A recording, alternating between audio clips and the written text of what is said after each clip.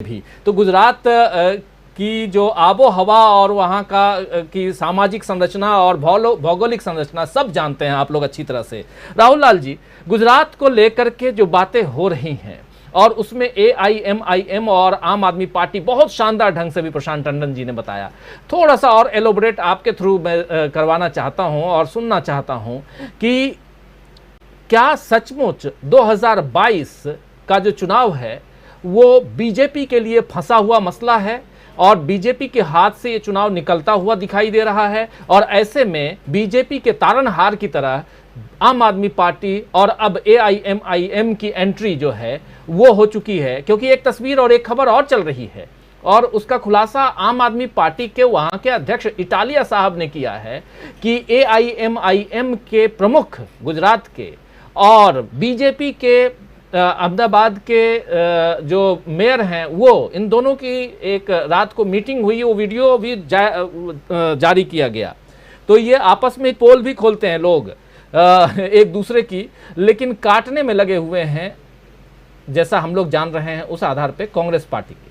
क्या कहेंगे आप, ये जो तिकड़ी है इसमें कांग्रेस को कितना फायदा कितना नुकसान, और बीजेपी क्या इस बहाने इस बल पे इस बिना पे आम आदमी पार्टी और AIM की मदद से फिर से सरकार बना लेगी बीजेपी?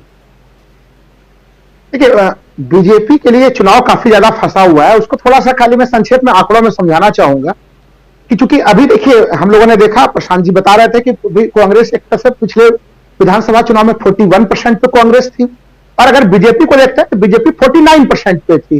लेकिन बीजेपी की एक बड़ी विडंबना की स्थिति है गुजरात में कि वो 49% हम लोगों को दिख काफी ज्यादा रहा है आंकड़ों के मामले में, लेकिन इसका कंसंट्रेशन जो है कि अगर 35 विधानसभा सीटों को आप देखेंगे जहां पे कि बीजेपी बड़ी मार्जिन से वोट जीतती है, यानी वोट प्रतिशत तो बहुत ज्यादा दिख रहा है 49%, लेकिन अगर कांग्रेस के वोट 43%, अगर 41% से अगर 2-2.5% अगर बढ़ने लगे, अगर ये ऊपर चले जाएंगे तो बीजेपी के लिए स्थिति बड़ी उल्टी हो जाती है आंकड़ों के गणित में।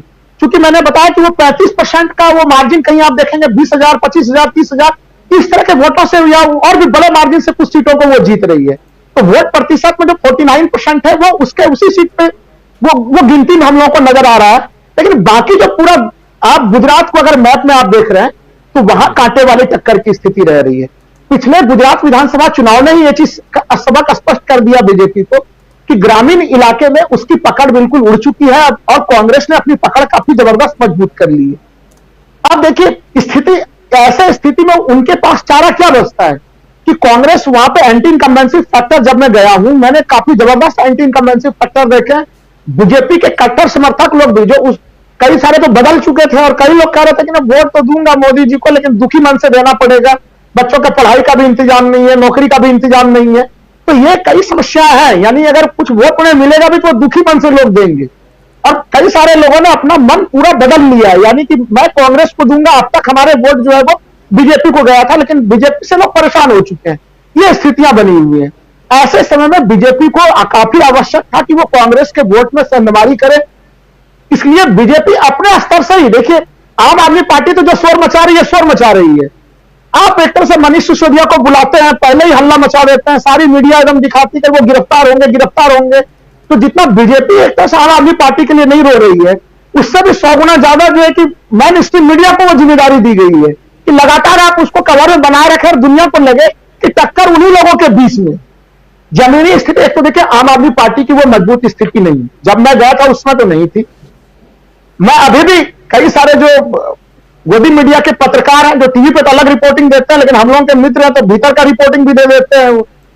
कई सारे लोग टंडन जी का सही कह रहे थे और उनकी बात की पुष्टि भी हो रही है कि बहुत ज्यादा जो हाइप दिया गया कुछ शहरी क्षेत्रों में आम आदमी पार्टी के प्रति झुकाव अगर थोड़ा मोड़ा बढ़ा भी है तो वो भस्मासुर की स्थिति बीजेपी के लिए उत्पन्न कर सकता है। क्योंकि देखिए शहरी क्षेत्र किसका है? शहरी क्षेत्र बीजेपी का गढ़ था।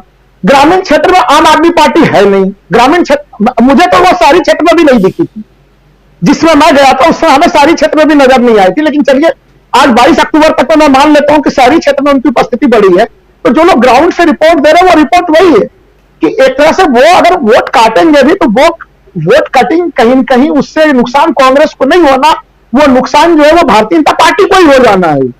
तो जितना अब ये बीजेपी के लिए चुनौती की स्थिति है कि आखिर वो आम आदमी पार्टी को इस सिचुएशन में कैसे लाए कि वो कांग्रेस के वोटों में कुछ सांडमारी कर जाए। तो देखिए स्पष्ट है कि आम आदमी पार्टी से वो काम नहीं हो पा रहा था, एकदम सहमत हूं इस बात से। यही कारण है कि आप देखिए एक बड़ा सा सर्वे जो है कि रिपोर्ट एक चैनल बड़ा चैनल करता है, वो नाम नहीं लूंगा उस एजेंसी का, यहाँ पे क्या महिमा मंडित करना उन्हें, अचानक से वो कहते हैं कि और ऐसी कैसी लोकप्रियता है, तो वो बताते हैं कि 66% जो है उनको एक्सेप्ट कर रहे हैं कि बड़ी लोकप्रिय है गुजरात में। यही लोकप्रियता उन चैनलों ने जो है वो उत्तर प्रदेश में भी दिखाई थी, और ओबीसी को कितने % वोट मिले हम लोग जान रहे हैं। तो ये वहां पर उनका कोई आधार नहीं है, लेकिन प्रयास वही है कि किस तरह से कहीं कहीं कुछ वोट काटने के रास्ते मिल जाए। हम लोगों को भूलना नहीं चाहिए, जो लोग ये आलोचना करते हैं कि राहुल गांधी आखिर गुजरात क्यों नहीं आ रहे हैं, उनकी पूरी यात्रा गुजरात में क्यों नहीं हो रही है, उसका पूरा असर, पूरा प्रभाव पड़ रहा है यहाँ पे गुजरात के भीतर, उसका पूरा प्रभाव है। और उस कारण से अब मुद्दे वो उठे हुए हैं, तमाम जनता अपना मूड बना चुकी है। तो अगर इन वोट कटवा पार्टियों से बीजेपी वोट नहीं कटवा पाएगी तो फिर उनके लिए तो कहीं कोई रास्ता नहीं बचता। आज के डेट में अगर जब हम लोग बात कर रहे हैं धनतेरस के दिन, गुजरात के जनता का मूड अगर अभी हम और आप सर्वे करने के लिए निकलेंगे तो आज के डेट में कांग्रेस का जीतना 99 से 100% तय है, अगर वहां पे कोई दूसरी स्थितियां ना बने।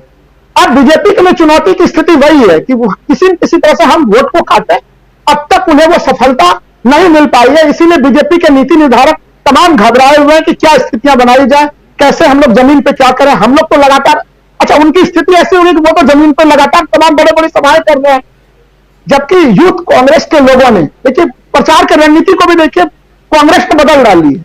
वो हल्ले हंगामे वाले पूरे रोल से बाहर है। मैंने पिछले बार भी बताया था कि मैंने उनके उस तरह के एक सभा में रात में मैंने रात्रि भोज में भाग भी लिया था, जहां पे युवा कांग्रेस के लोग जो है कि चुनाव प्रचार कर रहे थे उस समय से ही। तो वो युवा को कांग्रेस ने पूरी जिम्मेवारी ली हुई है, वो रात्रि सभा करते हैं, मीटिंग करते हैं। जिन जिन हिस्सों में कांग्रेस की पहले कमी की स्थिति थी तो वो डोर टू डोर कैंपेन कर रहे हैं। वहां बड़ी सभा जैसे आम आदमी पार्टी कर रही है या फिर जैसे बीजेपी कर रही है, उससे बिल्कुल एक नए रणनीति के तहत कांग्रेस शामिल है। तो कांग्रेस काफी सारा प्रयोग करते हुए गुजरात में नजर आ रही है।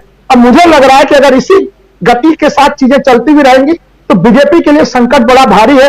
गुजरात उनका बिल्कुल फंसता हुआ नजर आ रहा है, क्योंकि देखिए बेरोजगारी का मामला अभी सही कह रहे थे, बेरोजगारी का मामला गुजरात में भी है। यानी कि अगर हम लोग कुछ साल पहले तक जाया करते तो गुजरात में तो वहां पर सरकारी नौकरी को बहुत सम्मान की दृष्टि से नहीं देखा जाता था, जैसा हम लोग उत्तर प्रदेश या बिहार में देखते हैं, जो काफी क्रेज था। लेकिन वो स्थितियां अब गुजरात में भी पैदा हो गई है। वो दिखाता है कि वहां की तमाम जो औद्योगिक जो इंफ्रास्ट्रक्चर था वो किस तरह से कोलैप्स हुआ है। लोगों के जो रोजगार के माध्यम, जो मार्केट इकोनॉमी जो उनको रोजगार दे रहा था, वो ऑप्शन भी लोगों के पास समाप्त हो गए। जी, उसके बाद भी लेकिन सूरत की सारी सीटें बीजेपी जीत जाती है। याद कीजिए, कमल का फूल हमारा भूल। उसके बाद हमारे चैनल से जुड़े रहने के लिए YouTube पर टाइप करें DB लाइव, सब्सक्राइब बटन को क्लिक करें और बेल आइकन को दबाना न भूलें ताकि खबरें आप तक पहुंचती रहें। देखते रहिए DB लाइव, क्योंकि यहाँ हैं खबरें लगातार।